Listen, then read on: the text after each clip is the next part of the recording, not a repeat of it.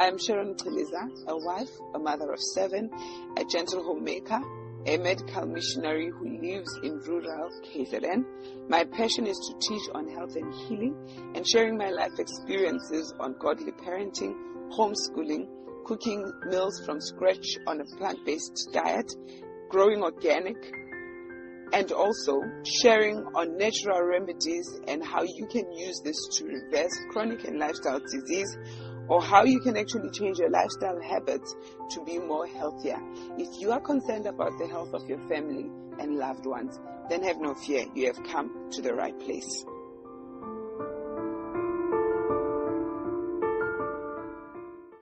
I want to interrupt this podcast to tell you a little bit more about the online plant-based cooking lessons that I give. Just inspired yesterday, one of the students posted it even in her social media platform. She was like, I'm never buying butter again. We made butter today and it was real, no chemicals, and it tastes amazing. I'm never buying butter again. And that really inspired me to actually share this, because in my mind I'm thinking, I may be silent about this, and you may be here thinking, I want to learn how to prepare plant-based foods. I want them to be healthy and palatable, but I don't even know where to begin. So if you are interested in joining our online course, you are free and welcome to do so. It costs as little as $250 for a month.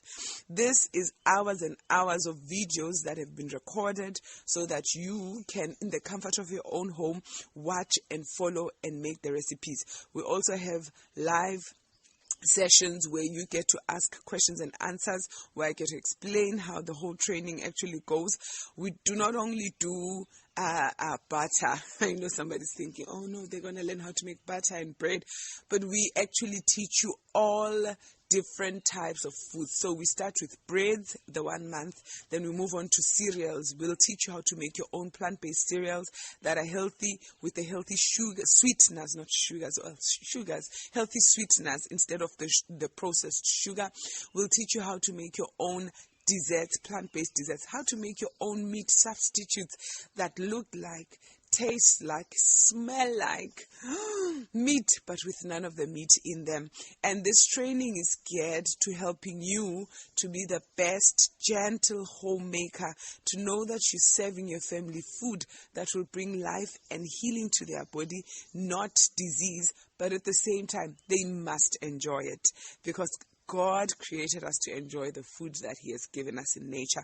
So if you're interested in learning more about these cooking trainings, please head on over to the ALWC business number. There is, when you look at the catalog, there is an icon that talks about cooking training, online cooking training. Click that, send it through with the cut, and you will be able to be registered. You'll be informed about the next session when it begins, and thus you'll be able to book yourself and have your seat reserved for the next round of session of cooking lessons.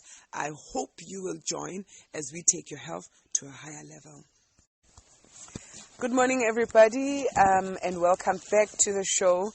I'm so glad you're back with us today. I'm going to talk about something that it might sound sensitive to other people, but it's really not a sensitive subject, but one that we really need to pay attention to, and one that could lead to future wealth or could lead to future poverty, depending on which side of this topic you stand.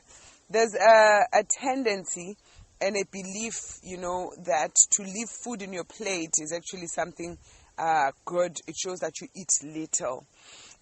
Or I know that there are some cultures, if you visit and you eat, you clean up your whole plate, it's deemed to be rude.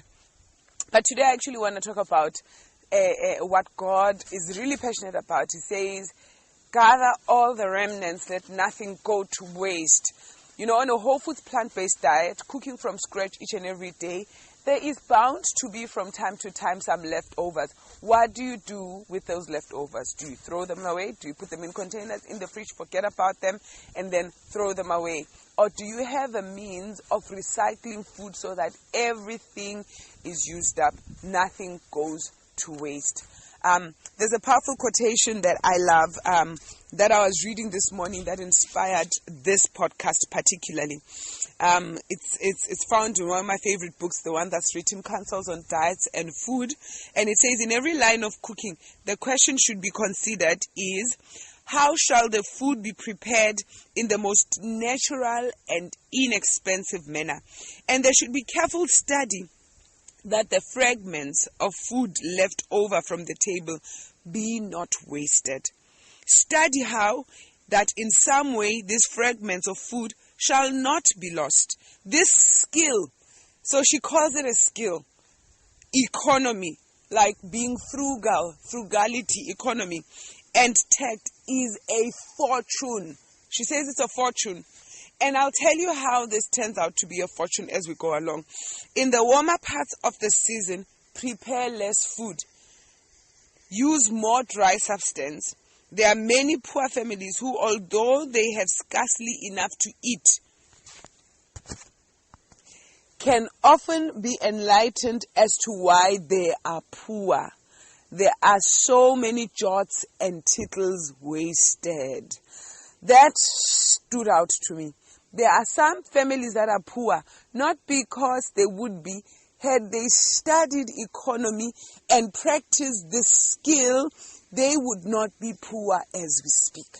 And I've seen this amongst a lot of friends and family, where the children are not taught from babyhood not to waste. You know, they leave food in the bowl, and it's okay. They put it in the fridge, and it's okay. It stays there until it rots, and then it's thrown out. And this happens over and over again. Sometimes these children are permitted to actually just take the food and throw it out, immediately after not eating it.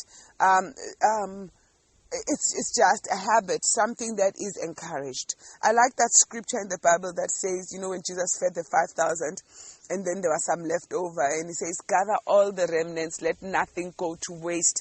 We have to study how to keep the food from being wasted, because when then food is wasted, you will find that a lot of times we have to rebuy the very food that we threw away. There's a documentary I've watched. It was released about 2 months ago or so, and it's a very powerful documentary. I would encourage you to watch it. The name of the documentary is it's on Netflix. It's titled Buy Now, and it's The Shopping Conspiracy. So it's Buy Now, The Shopping Conspiracy when you check it out. I checked it out on YouTube. They don't have the full documentary there. I just watched the clips, but they just resonated with me. Buy Now, The Shopping Conspiracy. And I just want to play a short clip. What do they call it? That thing that they play. The thing that they play is a trailer. I want to play the trailer for you, and I want you to hear what they have to say. That's great, right? The problem is that every year we're consuming more, producing more, and there's a flip side to that no one wants you to see. I was president of the Adidas brand. I started at Apple. I worked at Amazon for 15 years. It's a highly refined science to get you to buy stuff. They know you. Like, we know you. We're constantly developing new ways to get you to buy. Influencing your behavior in subtle ways that you'd never even realize. And every trick in the book is being used to hide what's really going on. Look at this bag. They're doing what marketers always do, which is showing you the shiny little thing over here. Because they don't want you to look at what they're doing over here. This is what they do with unwanted merchandise. Amazon's dumping into landfills toys. The voices of we're going to protect the business win out over the little voice in your head saying, should we really be doing this? These things are hazardous waste. Drinking them, breathing them, and they're poison. It just becomes this cycle of pain that may be providing you and your family with a lovely lifestyle. But you have to still reconcile that with things that are important to you as a human being. Everybody wants to believe that the company that they're working for is not evil. We can decide that this is not the way that we want to live and move it in a different direction. Every industry needs to stop putting it on the consumer. Stop making it our responsibility. It's yours. creates this beef that we're with, and the stuff that we have supports it, but it's not thin. Whoever dies with most stuff does not win.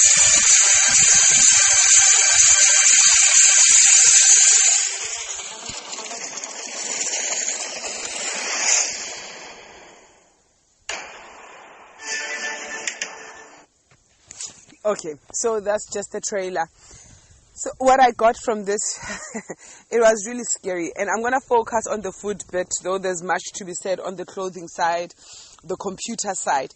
There are brand new cars that are often dumped and thrown away simply because they were not bought and now they're out of fashion and people want newer models. There are landfills full of brand new toys, brand new clothing, brand new Gucci bags that are torn deliberately because they want to make sure that even if you were to get it, you would not be able to use it because it's torn, because they want for you to buy. But I want to come to the food space and just talk a little bit about something that if we all remember, if you're South African, and I think this was done in every country, so even if you're not in South Africa, you can relate to this, where Woolies, every time there was food that was close to its expiry date, they would donate it. They would donate it to some charity, to some organization, to some people, so that instead of them dumping the food and throwing it away, they could actually give it to the poor and it would be eaten. It would not be wasted or thrown away. But this is not done anymore because they found that there was a whole lot of fraud centering around that. There'd be people who would register non-existent businesses just so that they can get Woolies food absolutely free. And they would get this food, pick what they liked and throw away the rest. And it just got really nasty. But over and above that, this food was also given to employees. If you remember, in the olden days, employees would get discounted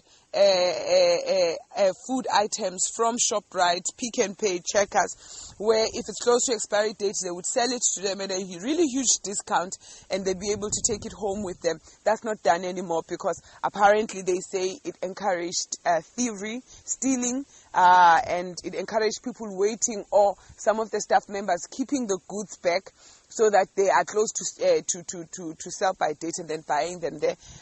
So I don't know how true some of these things are, but the point is that a very good practice was then seized, done away with, and no longer being carried out. And as a result, a lot of this food is dumped and it's thrown away, rotten, or it's just taken by trucks and dumped in places because they just want people to buy.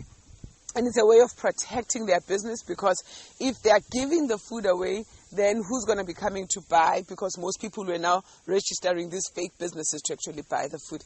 And God is watching. There are so many families that were benefited by this food. So many families that could still be benefited by this food, but are not being benefited simply because this food is dumped. Food is going to waste. Going against the principle and injunction that God gave. Gather all the remnants, let nothing go to waste. So on a whole foods plant-based diet, cooking from scratch, one of the things that I study more than anything else is being economical and frugal. So we buy our food in bulk, we buy grains in bulk, we'll buy 50 kg of rolled oats, we'll buy 50 kg of polenta maize meal, we'll buy 50 kg of teff grain, 50 kg of millet. And so you're thinking, where do we store all these foods? Well, we've learned how to store them. Some of them are sensitive. They'll get weevils in them or some worms, so they need a cool, dry place. Others are just okay, whichever way you store them. Like, I love brown rice flour. You can keep it for over 2 years. We're actually just finishing off the remnant of the brown rice flour that we bought over 2 years ago. I say over 2 years because my son is 2 years and a couple of months. And we bought this when I was pregnant with him because he seemed to be sensitive to gluten in the tummy. And even as he came out, when I would eat anything with gluten, he would develop skin rash. So I had to stop eating gluten foods. When he was in the tummy, I would be bloated, and so I stopped eating gluten foods. And as a result, we bought a lot of brown rice flour. When I say a lot, it was about 10 kg of brown rice flour, and I was the only one who was eating it because they would make this unleavened, gluten-free brown rice bread, brown rice and what's this? chickpea flour. So they would mix 50% brown rice, 50% chickpea flour, and make this unleavened bread for me. And that's the bread I would eat generally. So that was bought just before my son was born. And we just finished last week, the last bit when we were recording to show on the cooking training how to make gluten-free bread, and we used the last bit of it. So that's close to 3 years. 3 years of the brown rice flour, and it wasn't stored in any safe place. It was just in, those Tupperware storage containers in the cabinet.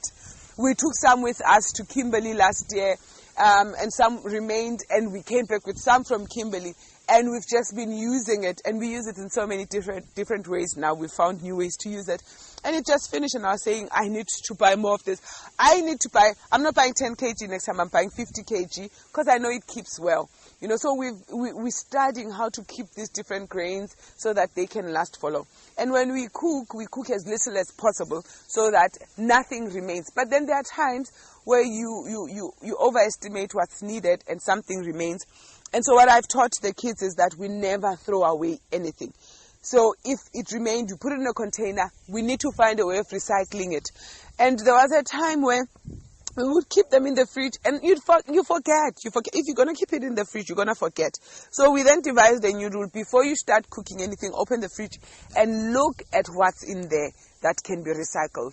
I sometimes just do this, and for instance, we were working in the garden very hard, and we did not come in time to actually prepare lunch. I go open the fridge, we're finishing off the leftovers, and everybody will grab what they like. You'll find there'll be oats. You'll find sometimes there's some leftover polenta. Like yesterday, we had some leftover, what's this? Durum wheat pap. Durum wheat is semolina. There was some leftover semolina pap. I took that and I ate that. I said my son should just make a bit more because it was going to be enough for all of us. Make a bit more so my husband and they can eat from there. So I ate that with the little one.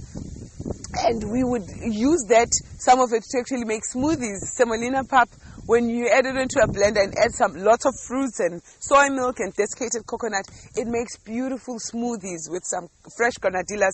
We just had a lot of harvest of granadillas from our trees this year, and we would make this beautiful granadilla yogurt using the leftover semolina. So we let nothing go, literally nothing goes to waste. And so we'll have those meals where Ngaba will just have the leftover oatmeal, and I will have the leftover teff, and Singyo will have the leftover. Baba will have his. If somebody leaves their food, it is mandatory that tomorrow before they eat the new food, they need to finish off whatever it is that they left over yesterday. And there's another skill that we practice, when we're running. We sometimes run medical missionary training, and you're cooking in bulk. When you're cooking in bulk for people, you don't know how much quantity they eat. You want to make sure that people are not starved, but at the same time, you don't want to have a lot of leftovers that you throw away. So we never throw away the leftovers. We recycle them. So I'll make an example. If we had polenta mealie meal and perhaps maybe some bean stew and, green salad, of course, Roy is king, and some of the polenta mealie meal remained. The following morning, we are going to make polenta porridge. We'll start with the remaining polenta mealie meal. We'll pass it through. We'll just food process it so that it comes out into smaller anything. Put it in the pot, boil it, and then add some more polenta. And then we've got polenta porridge. Season it with some desiccated coconut, with some dates, with some vanilla. And next thing, they're oohing and ahhing over this beautiful tasting porridge that they left over yesterday. And they don't even know that it was what was left over. Just the skill of being able to recycle food and turn it into something brand new. We do that a lot. Or sometimes we'll take that leftover oat bake, leftover polenta mealie meal, leftover semolina porridge, mix it all up together. I like processing things so that they break up into small, same-sized crumbs. Put it in the pot. Add some vanilla. Add some dates. Mix it all up, and then we've got a 3-grain porridge for tomorrow morning's breakfast. No one even knows that this is recycled stuff, but God says it's a skill that needs to be practiced and used to keep you from poverty. It says that a lot of families are poor because they fail to exercise frugality, economy in all things. So here's another rule that we have at home. You never dish what you cannot finish. Dish what you can finish, and we have a rule. Dish a little at first until everybody has dished, and then you can go for some more. And sometimes the little that you may have dished at first, sometimes you find it satisfying and you don't need to dish anymore. So we never have. My children are taught, and we are currently teaching the little one, the 2-year-old, you never leave food in your plate. And if it just so happens that you absolutely must, then this is what you'll start with tomorrow. So they often don't like leftover foods. So they dish enough so that they don't have any leftovers that they need to start with tomorrow. And that's a very important principle. Then that way, you've bought this food in bulk. 4 months can pass with you buying anything else. What's happening with the money that you'd be using for groceries? You save it. So in this documentary, I saw on the food space, they were talking about how they've studied this in a lot of households in America. 60% of the food they bought rots while it's still in the fridge, and they throw it away. You buy broccoli, you buy cauliflower, you bought too much. You know that your kids don't like broccoli, and it sits in the fridge, and then it ends up rotting, and you throw it away. That's how much. That's 24 rands that you just threw away that was never untouched but went rotten because you bought it out of, I desire for them to eat more veggies, but you're not making any effort to ensuring that they do eat those veggies. So we juice things. If, for instance, and not only do we juice, we even recycle the fiber that comes out of juicing. So somebody, I was listening to this podcast the other day, and the lady was saying, I haven't reconciled juicing. She's also very frugal, and I love her. But she says, I haven't reconciled juicing because I just feel guilty throwing away all of that pulp. And I was like, why throw it away? I don't throw away the pulp. So for instance, with carrot and the greens pulp, we save that in containers and date it, and then we use it to make falafels. Every time I've soaked up some chickpeas, blended them up, and I'm going to make falafels, I'll take that pulp, mix it in together with the chickpeas, then add in some flax egg powder, add in some seasonings, coriander, turmeric, smoked paprika, and we teach our people to do this in the cooking trainings that we conduct. Mix it all up together, and then you just shape it all up into falafels, or sometimes I make patties with it.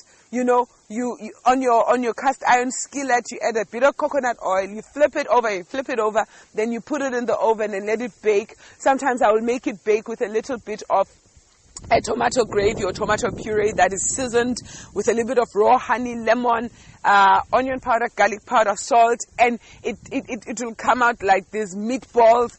You just play around with it, but we never throw away any pulp.